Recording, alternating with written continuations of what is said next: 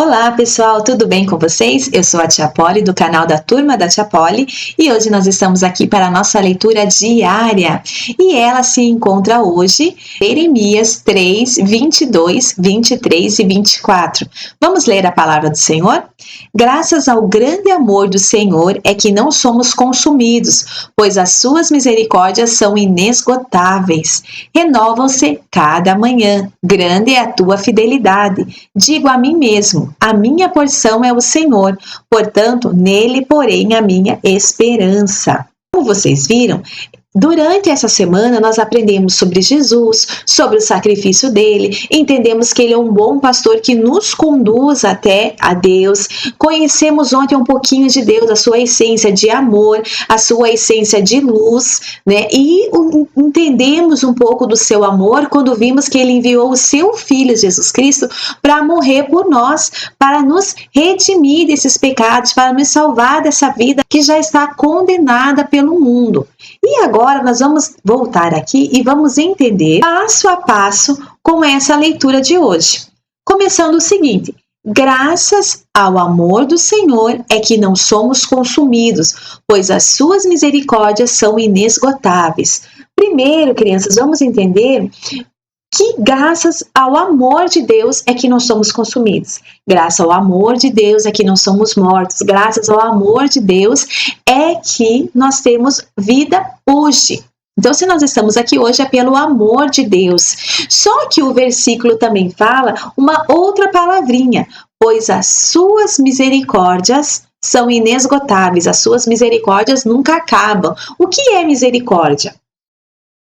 Aqui na Bíblia aparece tanto a palavra misericórdia como graça e muitas pessoas definem ela da mesma forma, porque o significado delas, às vezes, elas podem ser muito parecidas. Mas hoje nós vamos entender bem certinho o que é misericórdia e o que é graça e como que elas atuam na nossa vida. Por exemplo, misericórdia, quando Deus fala em misericórdia, Ele está dizendo assim, ó, Deus não nos dá o castigo que merecemos. Então, o fato de Deus não nos dar o castigo que nós merecemos é sinal de misericórdia. Qual é o castigo que nós merecemos? Olhem aqui o que diz esse versículo. Lá em Romanos 6, 23, fala o seguinte: pois o salário do pecado é a morte, mas o dom gratuito de Deus, mas a graça de Deus é a vida eterna em Cristo Jesus, nosso Senhor. Então, olha só, vamos pegar a primeira parte. Pois o salário do pecado é a morte. Por que será que o salário do pecado é a morte? Quando você trabalha o mês inteiro, você combina quando é contratado, quando vai aceitar a proposta de trabalho, um salário. Olha, eu vou fazer esse serviço e no final eu vou ganhar tanto. Isso é o salário. E aqui fala assim, o salário do pecado é a morte. Então, se você cometer pecado, você está condenado à morte. Pecou, morreu. E isso aconteceria se não fosse as misericórdias inesgotáveis de Deus na nossa vida. Mas por que será que o salário do pecado é a morte? Para vocês entenderem melhor sobre isso, nós temos que voltar lá em Gênesis.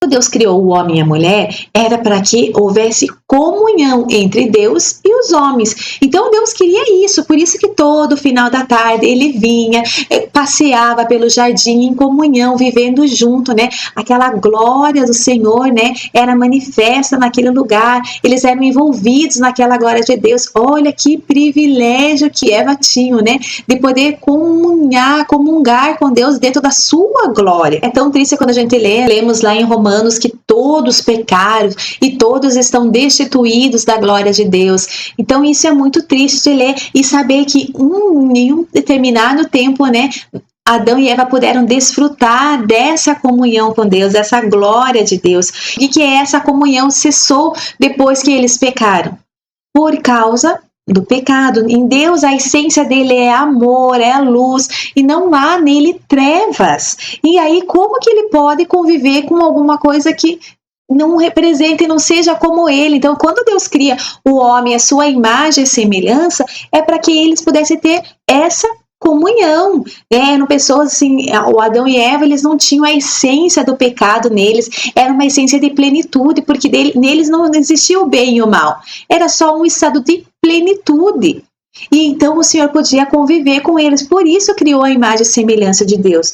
Só que o nosso inimigo, né, o inimigo das nossas almas, ele viu um meio, né, de fazer com que essa aliança, essa comunhão fosse rompida, que era através do pecado. Ele falou, opa, em Deus não há pecado, então nós vamos ter que mudar essa realidade, porque eu não quero que o homem tenha comunhão. Porque para que veio o inimigo? Para que ele surge, o ladrão? O ladrão vem para roubar, matar e destruir. E foi o que ele fez.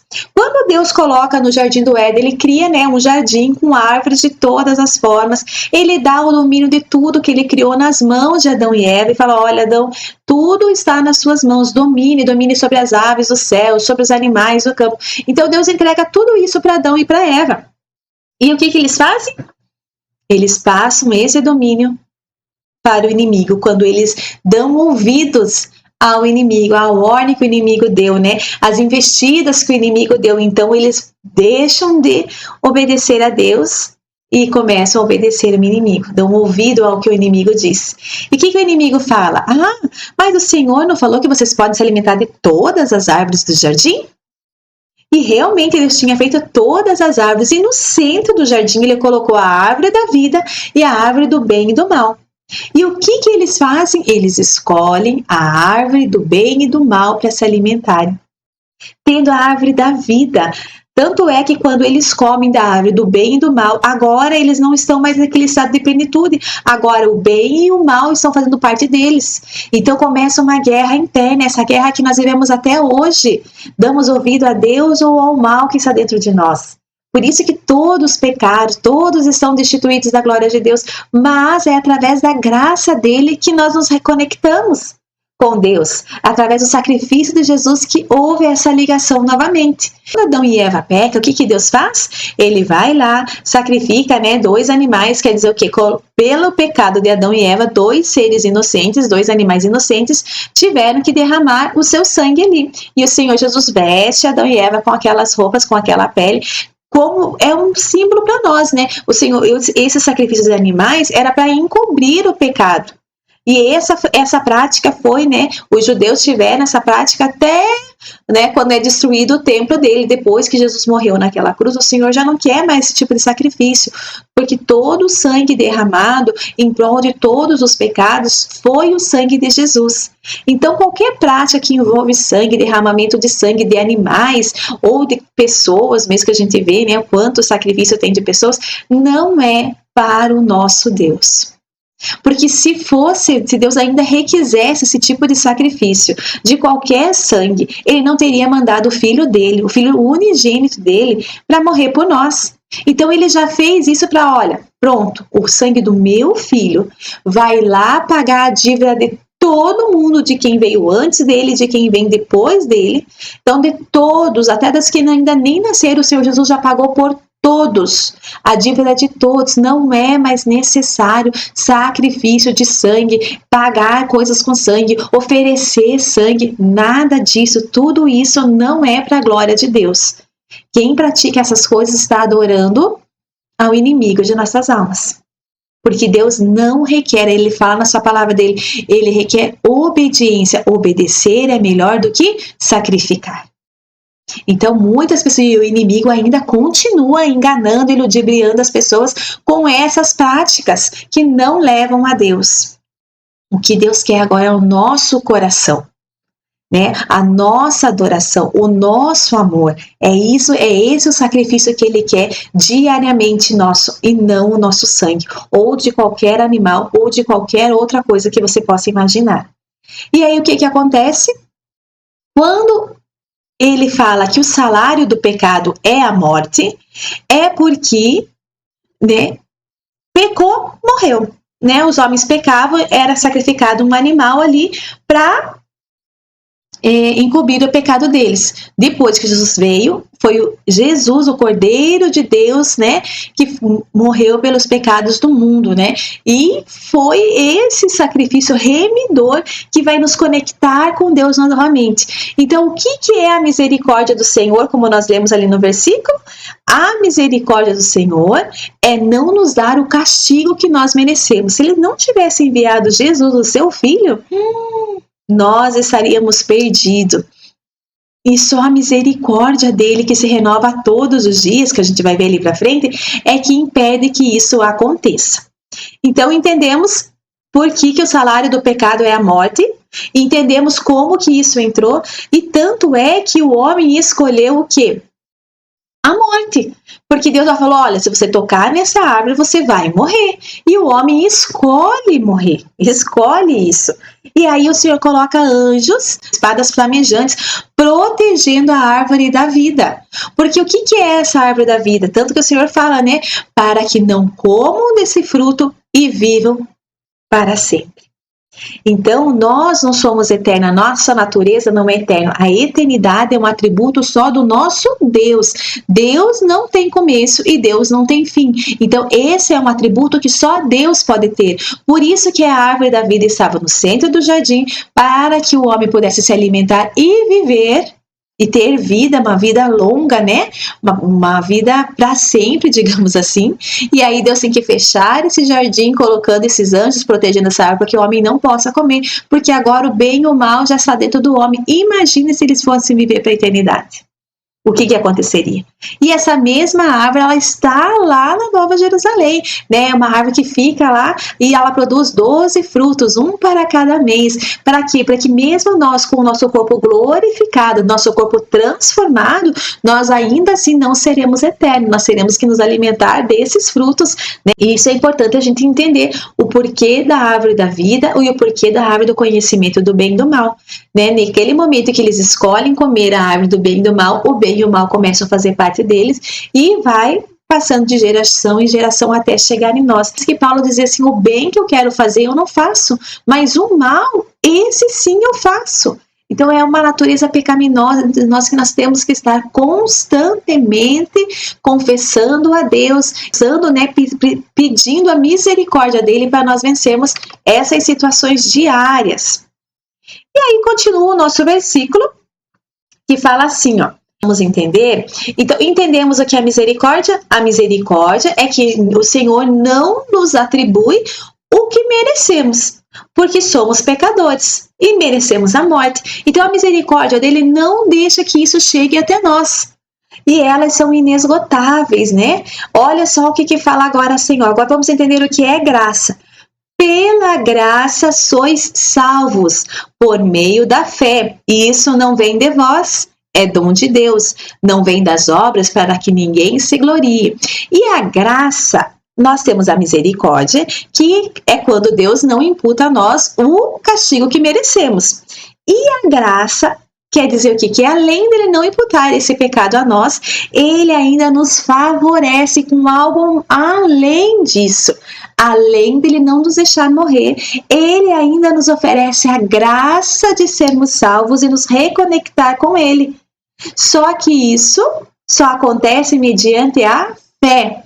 E a fé em Deus. A fé em Jesus, a fé que ele é o Filho de Deus, que nos conecta ao Pai, que nos leva ao Pai novamente. Então, olha a diferença da misericórdia. Então, a misericórdia e a graça atuando na nossa vida nos garante a vida eterna. Então, nós temos que entender que tudo isso, essa graça de Deus é mediante a nossa fé, não é mediante os sacrifícios. Né? O nosso sacrifício é um coração voltado e que ame a Deus. Então, as suas boas obras não garantem a sua salvação. Então, nós temos que entender que todos os dias nós temos a misericórdia de Deus atuando na nossa vida e temos a graça de Deus garantida, que nos garante uma vida eterna, que não vem de nós, não é nosso mérito, não é pelo que nós fazemos, e sim pela fé que temos no sacrifício de Jesus, que Jesus é o Filho de Deus e que Ele nos conduz ao céu. E o que acontece com as misericórdias do Senhor? Elas se renovam a cada manhã. Grande é a tua fidelidade. Então é como se fosse um copinho cheio de água. A misericórdia do Senhor é isso. Todo dia a gente acorda, o nosso copinho tá cheio. Aí a gente vai pecando, ele vai usando a misericórdia dele. Aí a gente vai pecando, ele tá usando a misericórdia. Aí à noite nós dormimos, aquela taça se enche de misericórdia de novo e nós vamos, dia a dia, todos os dias, essa misericórdia do Senhor atuando em nossa vida. Só que o que acontece? Aqui fala assim também, grande é a tua fidelidade, grande é a tua fidelidade. Mas se as misericórdias dele se renovam a cada manhã, por que a fidelidade ele coloca assim, grande é a tua fidelidade? O que é fidelidade? Para vocês entenderem bem o que eu quero dizer, vamos pegar ali uma empresa que nos fornece serviços de internet. Certo? Banda larga, né? Serve a banda larga para nós. Quando você vai contratar essa empresa faz o seguinte, olha, então vamos fazer um contrato de fidelidade por 1 ano, vou dar um desconto para você nas suas parcelas por esse 1 ano, mas você não pode romper o seu contrato comigo. Se você romper o contrato, você tem uma multa que você paga, uma multa contratual que você paga se você quiser trocar de operadora antes de ter terminado esse 1 ano, né? Ou quando você faz um contrato, vai lá e tem um cartão fidelidade de uma loja.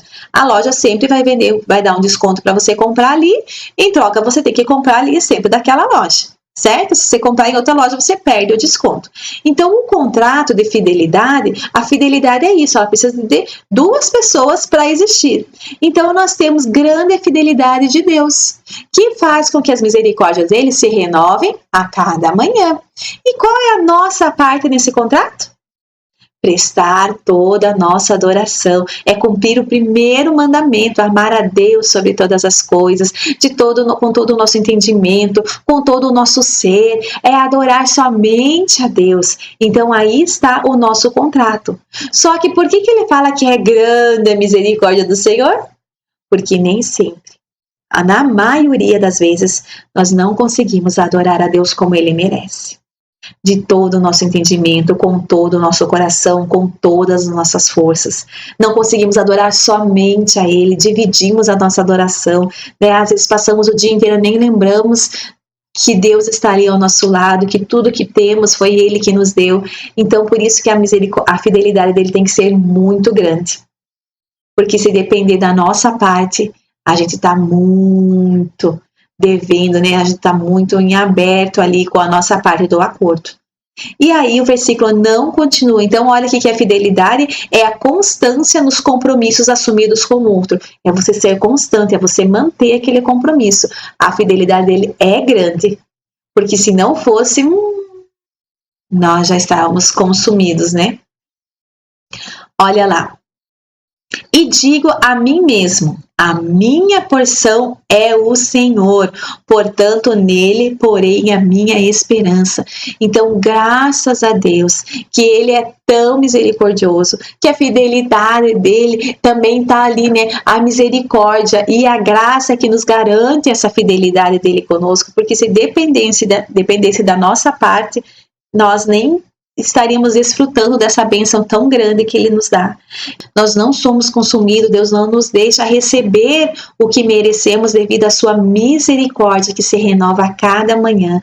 Nós temos direito à salvação pela graça que Ele nos atribui mediante a nossa fé em Jesus Cristo. Então essa é a minha porção. A nossa porção, o único recurso que nós temos é Deus. A nossa esperança, ela sempre tem que estar no nosso Senhor Jesus. Ele é a nossa esperança, né? Nos momentos de aflições é Ele que nós clamamos, é Ele que nos ouve. Olha o que fala esse versículo. Assim sendo, lá em Hebreus 4,16, assim sendo, aproximemo-nos do trono da graça com toda a confiança, assim de recebermos misericórdia e encontrarmos graça que nos ajuda no momento da necessidade. Então, o que vai nos ajudar no momento da necessidade? É o nosso nervosismo? É a força do nosso braço? É as nossas boas obras? Não.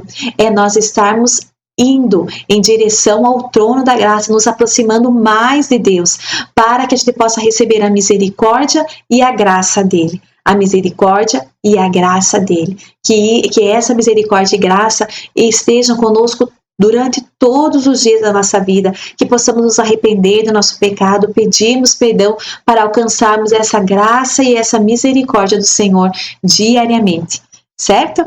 Então, era isso que eu tinha para compartilhar com vocês hoje, né? Vamos orar?